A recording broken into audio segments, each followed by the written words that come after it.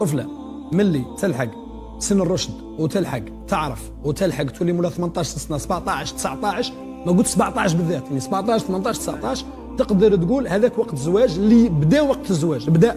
النبي صلى الله عليه وسلم دخل على عائشه صاحبه 18 سنه يا بكري وقت الرسول صلى الله عليه وسلم ودوكا سي با لو ميم طون. سامحيني برك استما نتاع بكري ما نقتدوا بالنبي ما نقتدوا تجبد لهم النبي في الزواج في المثنى والثلاث والرباع يقول لك هذا واش تعرفوا النبي تقول لهم باللي راه الزواج يبدا من 17 18 19 كذا واش تعرفوا النبي. طيب انت يا سيدي الزوج على 40 ان شاء الله وربي يوفقكم. طيب سن الزواج يبدا من 17 18 19 وطلع.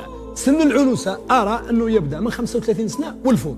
اللي لحقت 34 35 وما جاهاش مكتوب هذا لا يعني نهايه الدنيا وتموت فيها الاخره والناس تدمر منها وتبدا تشوف المجتمع ثاني. عندنا بعض الناس في المجتمع ما ترحمش ديما هكذاك. سن 34 35 والفوق نبداو نقولوا باللي دخلت في مرحله العنوسه. حتى السجايه ربي راه على كل حال كاين اللي تزوج على 40 تظن على 41 وكاين اللي تزوج على 17 تظن على 41. فالعنوسه تبدا من 34 35 والفوق. سن الزواج يبدا من 17 18 والفوق.